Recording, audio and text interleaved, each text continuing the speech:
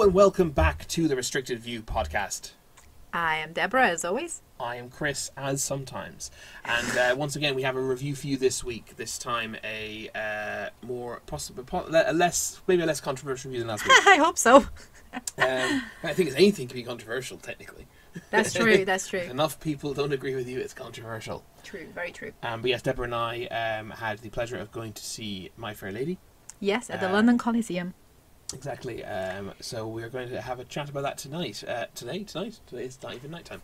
This evening, this afternoon. This morning, this afternoon, whenever you're listening. Whatever time you're listening to it. So yes, without further ado, let's review My Fair Lady. So My Fair Lady is at the Coliseum. It has just actually opened recently, and it's there until the 27th of August. You can get rush tickets. That's how we went. We went there, rush tickets, sat in the stalls, really good seats. So thoroughly recommend that because tickets to the Coliseum are usually quite pricey. Thoroughly recommend that if you go to see it. We haven't said if we recommend seeing it. Oh yeah, I'm recommending the side of the stall seats. Yes, yeah, absolutely. If you look at Deborah's reel, you'll see how good her review was. Yeah, it was pretty good. And it's so My Fair Lady is actually written by Lerner and Lowe. Is that it? I think so. And it was directed by Bartley Shear, who also directed To Kill a Mockingbird, the one we reviewed recently. Yes, yes, and you know how much we enjoy that. And his direction. His direction is very good. So yeah, where should we start? Well, as always, let's start with the cast. So we got understudies for both the main, for both the leads. So we got Paul Westwood playing Henry Higgins. Yes, and Rebecca Lowens playing Eliza. See what I'm doing? Yes, overcorrection is a problem, Chris. No, that was getting it wrong. Yes, overcorrection usually gets it wrong. Right? Yes, I know. Because she puts H's where they shouldn't be and takes them out where they should be. Sure. Henry Higgins and Eliza. Right. Just you wait, Henry Higgins. Just you wait. But yes, so the first thing to say about the understudies is they were good. Yes, they were very good. I didn't miss I didn't know I don't know who these people are. Oh, actually, we had seen the principal Eliza. We'd seen recently in Spring Awakening, yes. But, and she was pretty good for the most part. But I did have some niggling criticisms about her. Did you review that show? No, we didn't. But I was just gonna say, when don't you have criticisms? well, the very first note of the entire musical comes from Venda's mouth, and it was flat. So it was but then it was good. Still, the last performance. It wasn't the last performance. It was meant to be the last. No, but it wasn't. The run. Whatever. Okay, this is a different show. The point is, right, if you're doing a run for that long and you can't get the first note right, it's not a good sign. Anyway, we didn't see her. Turns out everyone had COVID a week later, so maybe that was it. Maybe, you never know. But yeah, I would say the cast were all competent with no real standouts. Now, having said that, I don't think this show has any massive showstoppers for people to blow you away with. No, that's very true. It's a kind of ensemble number, isn't it? Everyone has to do their bit. Yes, but overall, I think the cast ticked all the boxes, but certainly didn't stun or reinvent the wheel. Understudies definitely did an admirable job. The only kind of things I would point out, I think Eliza sometimes sounded a little bit too mental rather than common. So when she was her act, sometimes her characterization of Eliza went from trying to sound common to actually sounding like genuinely insane.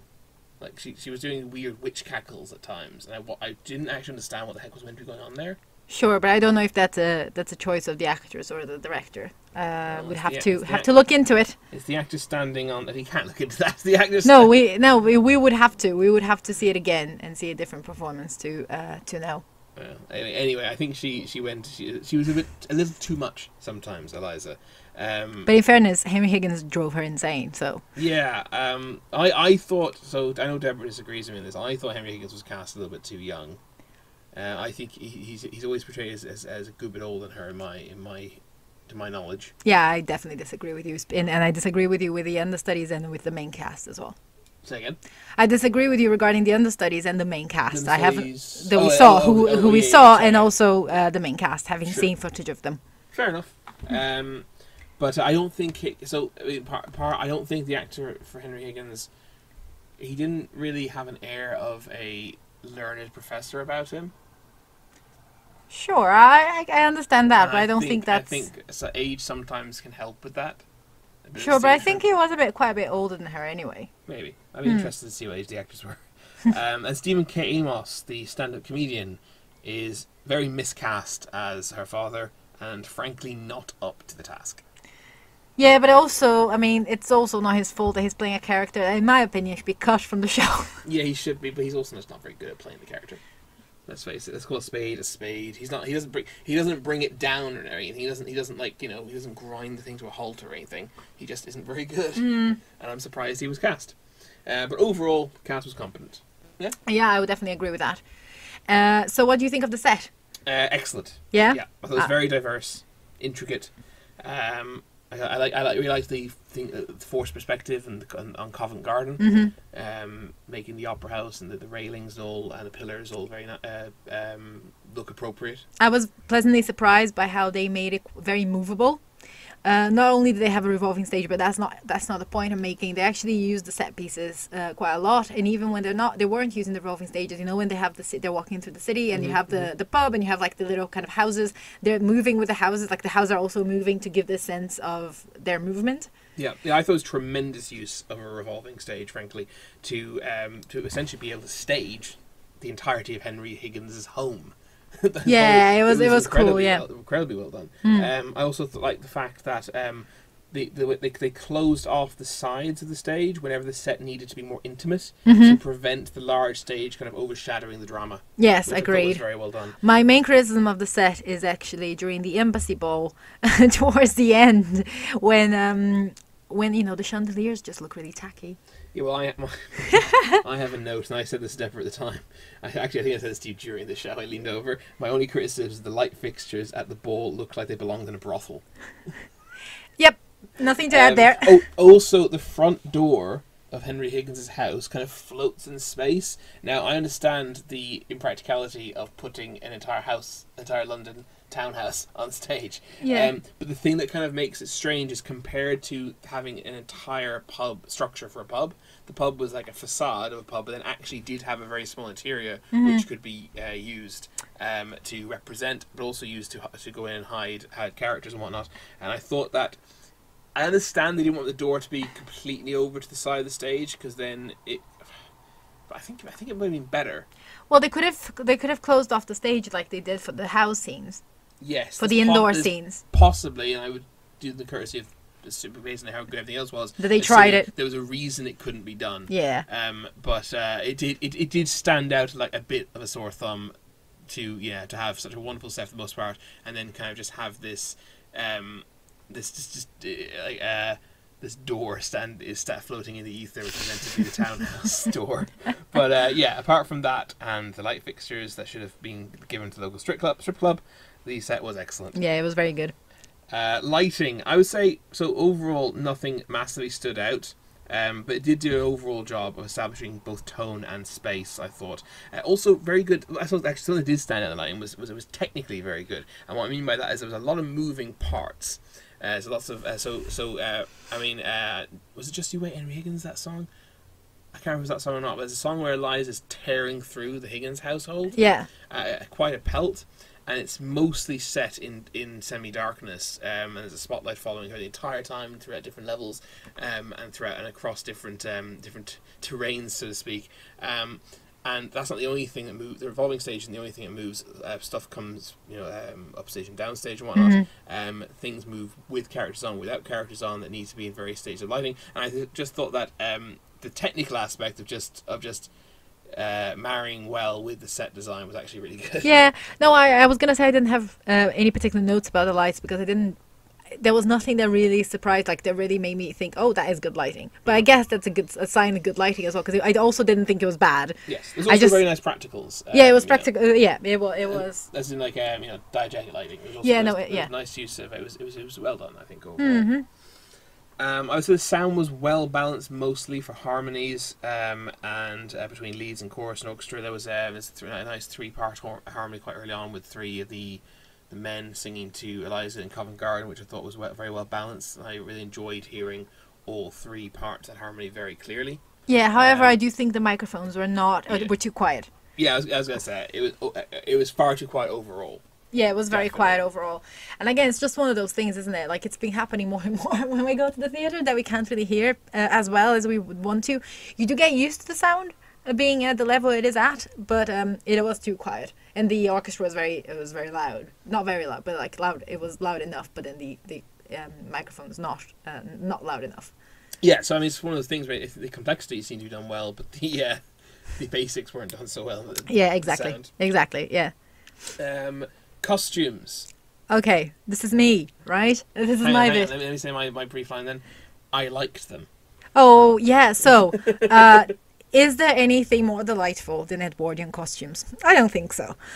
They were beautiful. They're really well done. I really enjoyed how you have all the whites during the horse racing. Obviously, if you think of the Edwardian period as this kind of image of the eternal garden party, and they're all wearing white and drinking tea, waiting just before the First World War happens, before everything, goes to, Goes wrong. goes wrong, yes. So I really liked it. I really liked the contrast as well with the Covent Garden workers. Who are wearing dark colours, and even the whole Covent Garden scene is quite dark. Yeah, it's over. Which is actually a good, well done lighting. It is, yeah, exactly. It's funny when you start thinking of one thing, how you start seeing how something else synergized well with it. Yeah, I also appreciated how, obviously, a lot of the costumes in My Fair Lady are reminiscent of the costumes of the film. So if you know the film, you recognise some of the features. They kept some of the features. And I don't actually remember the film that well, but I did appreciate the fact that Eliza. So when you meet Eliza, she is wearing like a blue coat, and her first outfit, once she goes to Higgins's house, and then when she changes, when she's put on like a new dress, her first outfit is the same color. So we have that kind of continuation. So we know it's a slow change, but we also know it's her. There's very much kind of highlighting, this is the character you're looking at. You were looking at her before. She's still wearing the same colors, and then she goes on to change the color of her dress. Yeah, and by the same token, this is a more directing thing I was going to mention, but since you brought it up, I also found that Eliza's physicality changes before her speech does. So there's subtle changes. She's more frantic and moves more in the earlier scenes, and she starts to move less and less and become more refined as a lady, I suppose. Yeah. Physically before she does audibly. So that kind of marries quite nicely again with the costume design, which is not something I picked up on, I must admit. Yeah. No, yeah, I just appreciated the fact that she kept the same color, and then but then she moves. Yeah, right. Indeed. I really like that. Yeah, I mean, for me, for my basic costume, it's just aesthetically lovely. Everything seemed to fit, which is something Deborah has me looking out for now. But yeah, just aesthetically lovely, and also just appropriate. It looked realistic. It didn't look like costumes, right? It looked like... No, they looked really good. Yeah, they looked really good. I'd like to wear them all. Even Henry's. And then, I suppose, moving on to directing, I mean, there's a couple of times now I've used the word marrying or merging of these of different aspects. I think that all is often the credit of the director, and I do think this is possibly the best directed show I've seen all year. Better than To Kill a Mockingbird itself. I think so. Oh wow! I think so. First of all the space is used well. And every character as well knows what they're doing, and I think you can follow. Yes. You can follow one specific background character, and they'll have their own plot. Yeah, and that's a huge thing I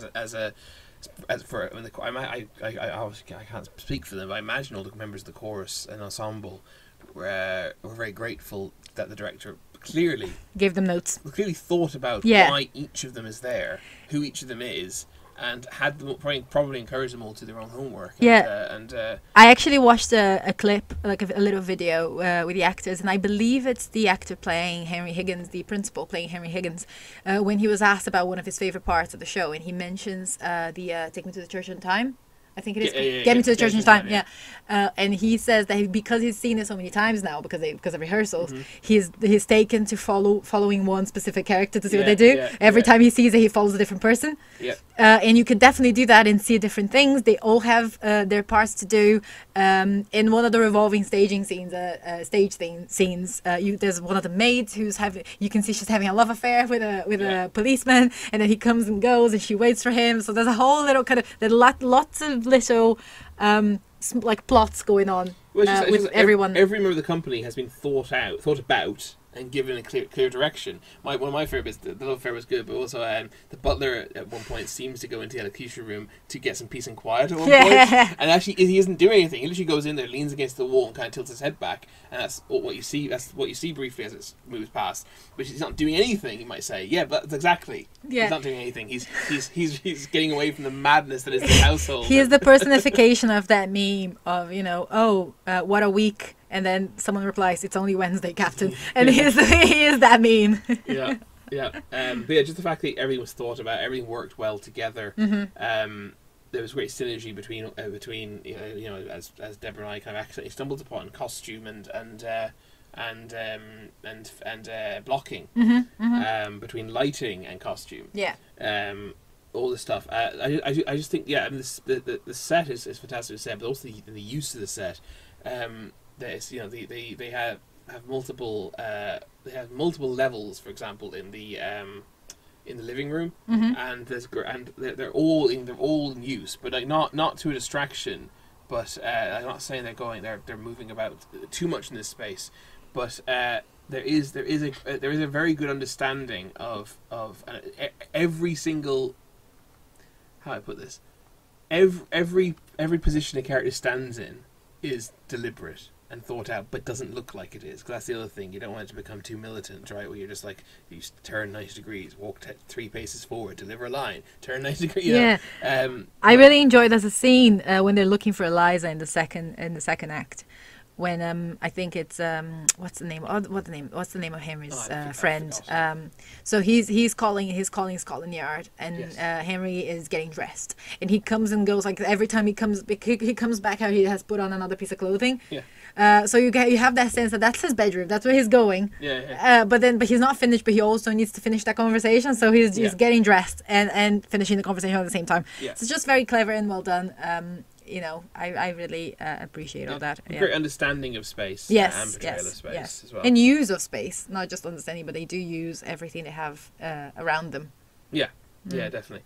Overall, it's good directing is a hard thing to really nail down and explain why it's so good. But I suppose the overall cohesion of the production really really is telling of how good the directing was. Also, I mean, maybe this is best talked about the ending of the play. I thought the ending of the play was another great specific example of well thought out directing. Do you want to maybe I'll save that for when we're talking about the actual plot. Let's move on to plot, and let's talk about directing. We'll come back into it. Plot and music and all that. So it's funny, isn't it? Because Chris and I went into this, unlike last week's review of Legally Blonde, which we went into very excited and hoping to like. We went into this kind of like, it's going to be average, right? We kind of thought it was going to be. Or maybe below average, right? We didn't think much of it. I've seen it once before, and my lasting memory is very long. Yes, and it is very long, and to me, I think the latest like our experience with Greece recently, kind of made me a bit worried about how things would like come across now. I'm starting to worry a little bit about these old pieces and how they're being done. Even though I'm a 19th century scholar, I kind of love those things.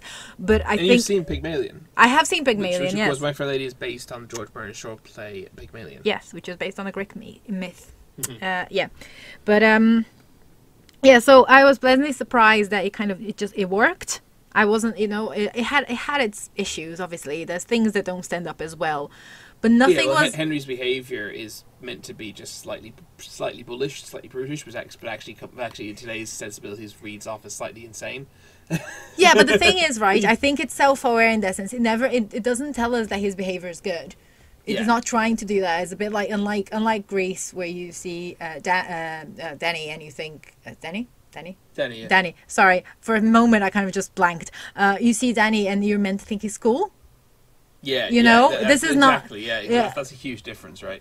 But also, I think you can his bullish, brutish behaviour within the context of the time, etc. It does read differently, I guess, to a man behaving like that today. Yes, or even in the 50s. Yeah, this is exactly. another 50 years on top of that. Yeah, exactly. Back, yeah, exactly. And I think the director and actor did a good enough job of managing to portray the original piece without losing the audience. Yeah, definitely. To Henry. In relation to the plot, but also in relation to how long it is. And as I think we touched upon this a little, it is a very long show. It's 3 hours long. It doesn't need to be 3 hours long, in my opinion. No. I think, and weirdly enough, so like there are plot points that are they dive into too much, and others that they don't really solve that well. Yeah. So I think the father, her father, Eliza's father, and I mentioned this before. I think that character should be cut. I understand, especially when she says goodbye to him, and there's like this mirroring of when she says goodbye to Henry. I don't understand that. Why? Is she I goodbye also to don't him? understand that. But then at the same time, on the other hand, we have this other character, the one, what's his name? The one she's Freddie, the one who's in love with her, and it's never addressed that he treats her quite poorly in the opening scene. Does he? Yeah. No, he doesn't. No, He doesn't? No, he bumps into her. Okay. And he's very apologetic, and right, his okay. mother shoos him away. Oh, it is. He wants to stay and talk, and I think the impression I get is he actually would have paid for the flowers he damaged. Oh, okay. So maybe I misunderstood that. The mother Then. shoos him away, and Eliza says, if you'd raised him better, if you were a better mother, he wouldn't run. He wouldn't. But by what Eliza said, maybe through you, because she basically says if you raised him better, he wouldn't run off without paying, and he wouldn't either. But she made him run off. Yes, you're right. I think that's on me then, because I did, in fairness, I did have the beginning of the play. I mean, it took me a little bit to get into it. Yeah, I must admit. It's a very slow start. It's a low and it's a little messy. And low energy. Yeah, it's a quiet and a little messy start, like first 10-15 minutes. It does pick up. Yeah, my initial thought was, oh no, we got 3 hours of this. But luckily it didn't feel like it. I didn't feel like it was 3 hours. Again, it should be cut. But it didn't feel like... There's not a clear resolution to the Freddie plot either. No. Although I think it's implied that she marries him. Yeah, but that's fine. I think I don't mind that there's no clear resolution to that. Because that's not necessarily what we're looking for. Although he does get like 2 songs, so maybe we need a resolution for this character. Well, yeah, I liked him. Sharif, what was his name? Sharif something? I need to find it in my notes. Oh, I don't think I wrote it down. Did you not? Anyway, Sharif Afifi. Yeah, he had a good voice. What has he done? Do we know him from something? He's done nothing that we've seen, I don't think. No. Oh, he's done Hades Town. I'd love to have seen Hades Town. Haven't seen that. Hopefully it'll come back. He's in Mamma Mia, Here We Go Again. Well, maybe that's where we know him from. Well, my guess is if he's in that masterpiece, if he's an actual musical theatre actor, which he is, and he's in Mamma Mia, Here We Go Again, he's probably in the background for one song. Because it's amazing how many proper theatre actors are like in the background for one, like in Les Mis or something, for like a half a second. Yeah, he should be our pointless answer if that ever comes up. Deborah's all about getting those pointless answers ready. But yeah, so essentially the plot, as I'm sure you know, is she meant to be Cockney? Actually, I don't even know. Yes, I think so. Yeah. Cockney, common working class flower girl who doesn't speak very well is taken in by Henry Higgins, who is a professor of phonetics. Yes. Given elocution lessons, also decorum lessons, I guess. Because he makes a bet with his friend. It's like, is this what 10 Things I Hate About You is based on? Or not that thing? Isn't there like a famous film, like a college film where it's like, I bet I could take the ugliest girl here and make her prom queen? There are many of those. Isn't that what this is? Basically, isn't that basically based on? She's all that, you mean? I think it is. That's yes. basically what this is. She basically says to his mate, "I bet you I can turn this Cockney flower girl in any people will think she's royalty." Yeah, I believe so. At the embassy ball on Sunday. Something that isn't very important to know is that a lot of the late 90s and noughties teenage films are based in classic stories. Yeah. But that's it basically, and then they develop a strange relationship, which is never romantic at all, in my opinion. There's no hint of romance between them. They have like one moment at one time, but it's hard to tell what that is. It's coming out of friendship. It's I don't know. Yeah, I don't read it. Certainly not in this production. I don't read that at all. But he's I mean he doesn't treat her. He does say to her, I treat you well, don't I? Tell me the way I don't treat you well, and tell me the way I treat you poorly, and she doesn't really have an answer. It's kind of, she wants him to be kinder. It's very complicated. They have they have a complicated relationship, and I think it's because he starts by treating her as an object of study. Yeah, exactly. Rather than a person. But she knows that. Like, that's the agreement, right? But it's very hard. Agreeing to something, to being treated a certain way, you don't really I don't think she fully understood what she was taking on. It's not his fault, though, is it? No, he shouldn't have treated her as an object of study, though. Being, in fact, she's a person, so maybe she should have been treated like a person. I think she is treated like a person, though. Eventually she is, yeah. But anyway, so that's basically what happens. The music is there's a lot of it. I've forgotten how many famous songs there are in this. You got With a Little Bit of Luck, or with a little bit, whatever it's called. Get Me to Church on Time. Could have danced all night. Isn't it lovely? Isn't it lovely? Wouldn't it be lovely? Rather, I think it is. Just You Wait, Henry Higgins. I've grown accustomed to her face. Oh, I mean, that has to be parodied by The Simpsons. I mean, yes. There's so many famous songs. None of them are showstoppers, but a lot of them are very pleasant and good fun and enjoyable. Get Me to Church on Time, despite the fact that it's led by Stephen K. Moss, who I think is one of the weaker members of the company, is still a really great number. Oh yeah. There's so much going on in that number. Real ensemble piece. But yeah, so it's actually a very... I've never seen Pygmalion. Deborah has. I kind of would like to. I think the only show play I have seen I really liked, and I think that the plot is really good, and the drama, the core conflict and drama is very compelling. Yeah. So I think Pygmalion. I think the difference is, and I think maybe this is where why it's been made into a musical. It's because it makes it a little bit more lighthearted, right? I think a lot of musicals have that. I mean, not that all musicals are happy, but a lot of musicals do have that power to make things a little bit more lighthearted. I don't know. I saw Pygmalion about, I want to say, 10 years ago, like 2011, when I first lived in London. And I just remember it being quite dark. That particular production, I don't remember much about it. It was with Rupert Everett, and I did enjoy it at the time.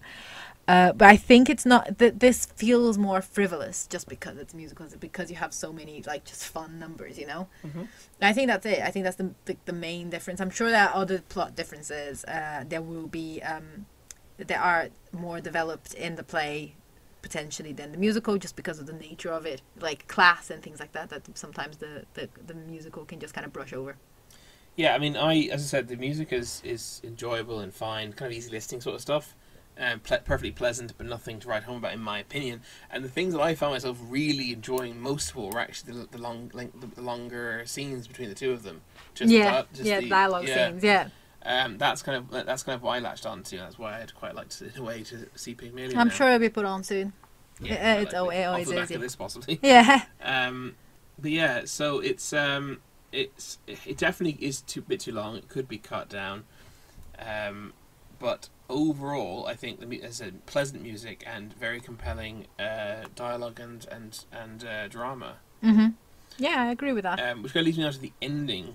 So they have inserted the original Pygmalion ending. So I remember speaking to Deborah about this. I was under the firm belief, and it turned out I guess I was right, that My Fair Lady ended with very famously with the line, "Eliza, wear the devil on my slippers."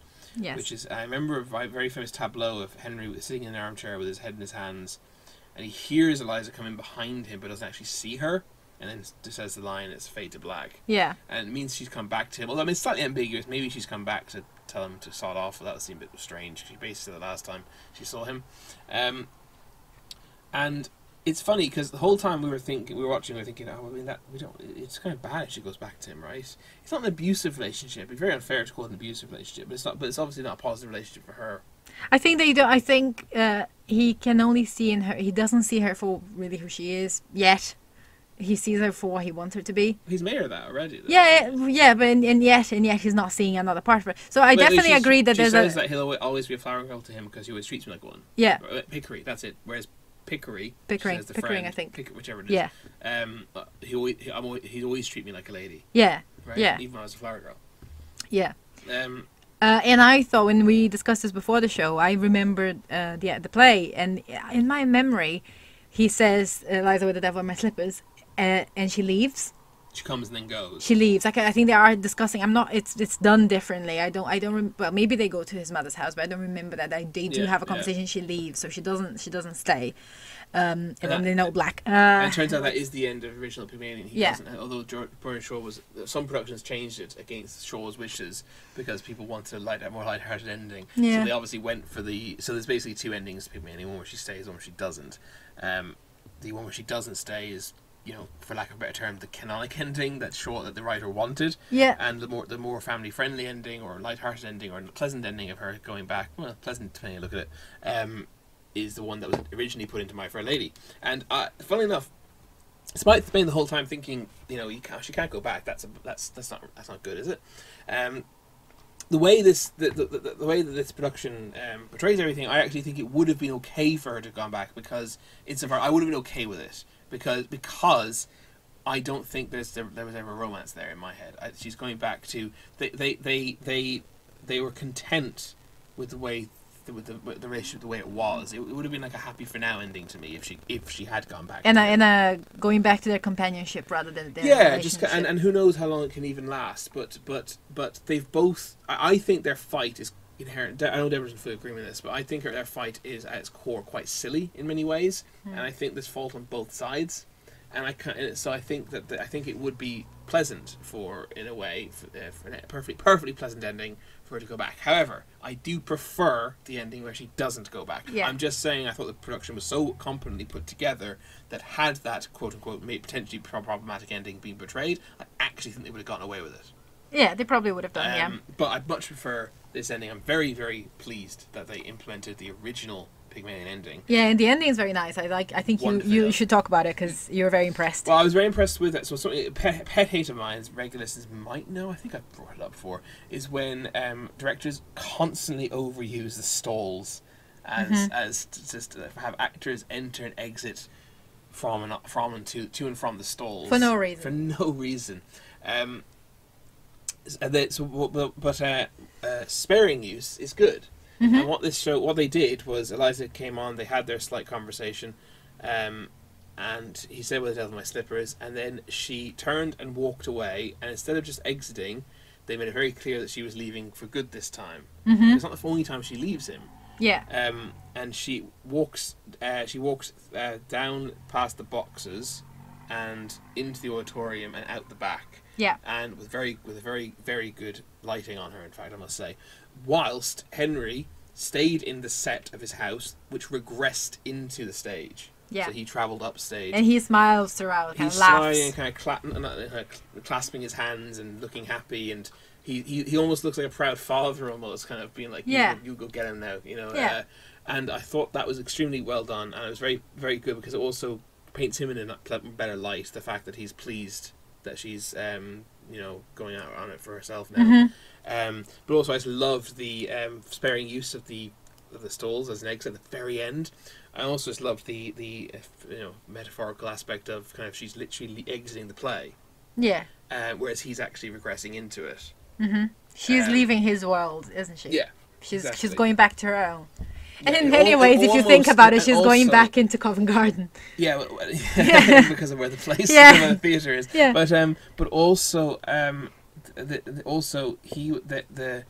lighting was quite dark on him, and he looked quite monochromatic. Whereas she was wearing white, I think, in the end, wasn't she? Or mostly white. I thought it was blue again. Might have been blue. Back to I can't remember. First colour. It's funny how you can have an image or something, but not actually know the yeah, no, I think it was blue. What I do remember was a great sense of colour from her. And brightness. As she walked. So I quite liked even that. It kind of reminded me of the moment in Wizard of Oz where she's not in Kansas anymore, and now it's colourful. In Oz it's Technicolor. Yeah. In Kansas it's black and white. I kind of like the fact that he almost looks black and white going into the play, and she almost looked like she was in colour. Yeah, she carries her own light. She doesn't need anybody else now. There's a lot of. This is why I think the play is so well directed. Yeah. You can break down, not necessarily every scene, but someone with more knowledge directing might be able to break down literally every scene with stuff like that. And there's just so much thought put into it, and it just translates wonderfully. And even if you don't understand, even if you wouldn't be able to break down the things that I have, you still get that impression of the competent directing is not, the point of it is not for a critic to pick it apart. The point of it is to give an impression. Yeah. Right. And to assist to the delivery of the story. And just phenomenal directing, honestly, and a wonderful ending. And I found the ending quite emotional, genuinely. I was really moved by it. Yeah, it was very good. Surprisingly touching as well. to have this ending that, you know, like it can be one of two things, and it was surprising anyway. So yeah, really enjoyed that.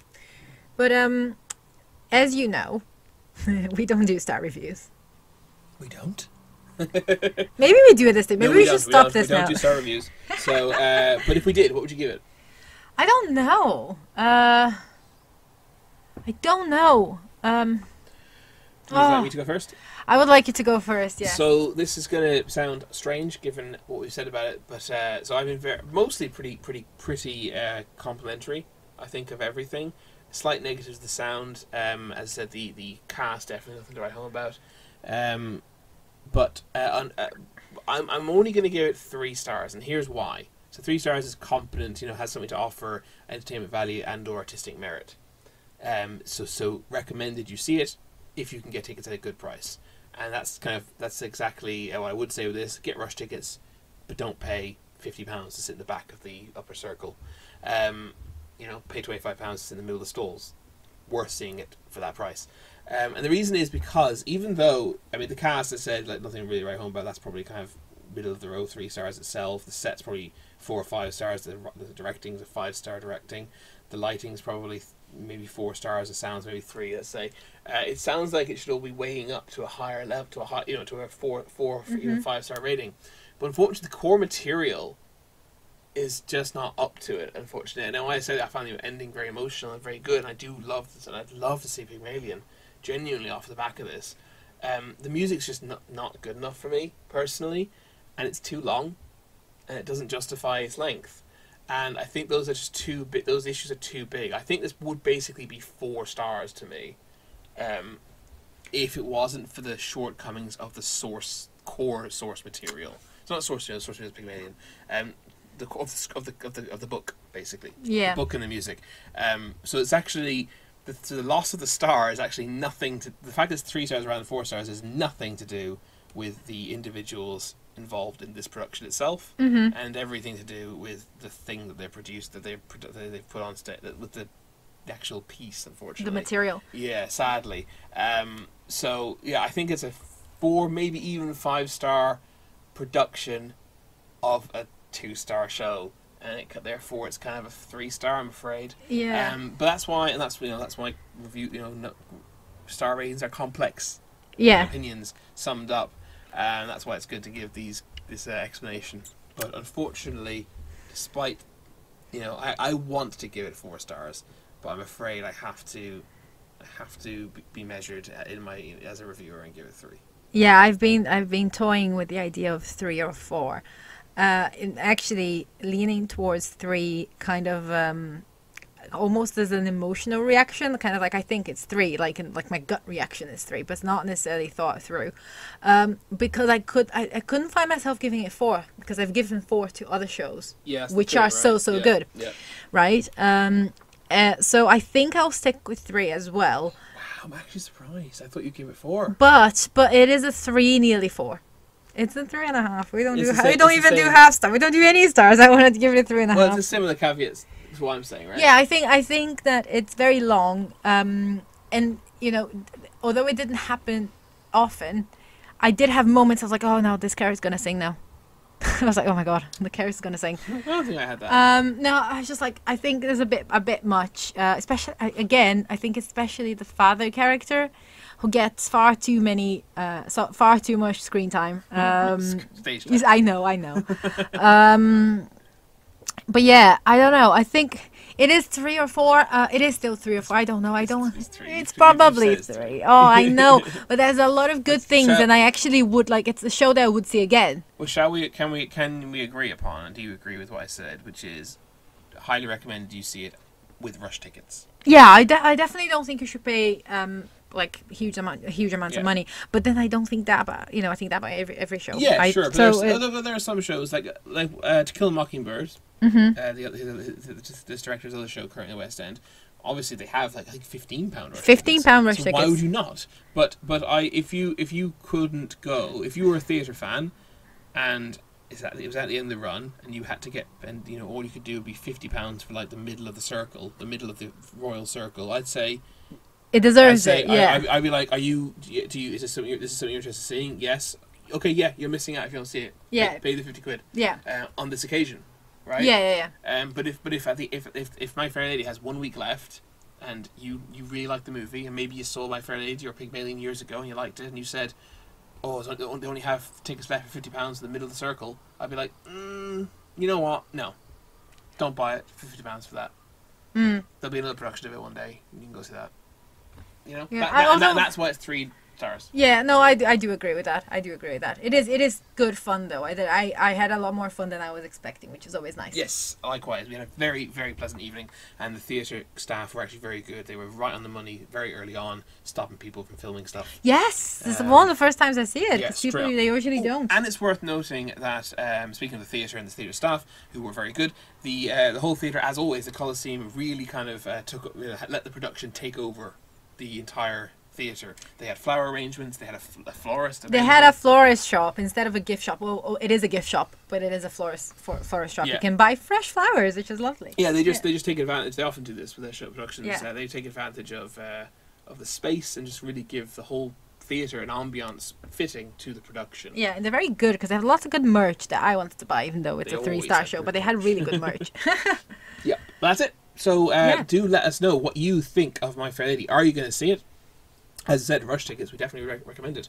They also keep an eye out. Today's tickets often do sales. So yes, very true. If you live further afield, up in the north somewhere maybe, and obviously coming down to see a West End show requires a bit more planning, then rush tickets can allow you to afford you. Maybe keep an eye out for sales on Staytix or any other vendor. Definitely, I'm sure there'll be one soon. I imagine so, yeah. But do let us know. Comment on Instagram and let us know. Comment on Deborah's reel, actually. Yeah, I made a reel. You can have a look at the theatre and what it looks like with My Fair Lady there. And it'll give you an idea of how good the rush ticket seats are. Very good for the price. £25 they are, isn't that right? Yeah. Yes. And if you're listening on YouTube, please like that smash button and smash that like button. Confusing. And, I definitely stole that from someone. Not sure who, but I definitely took that from someone. Yes, comment below. Let us know what you think of My Fair Lady, and subscribe if you haven't already. And we'll be back next time. We'll be back next time. In the meantime, do yourself and us a favour. See more shows. Bye.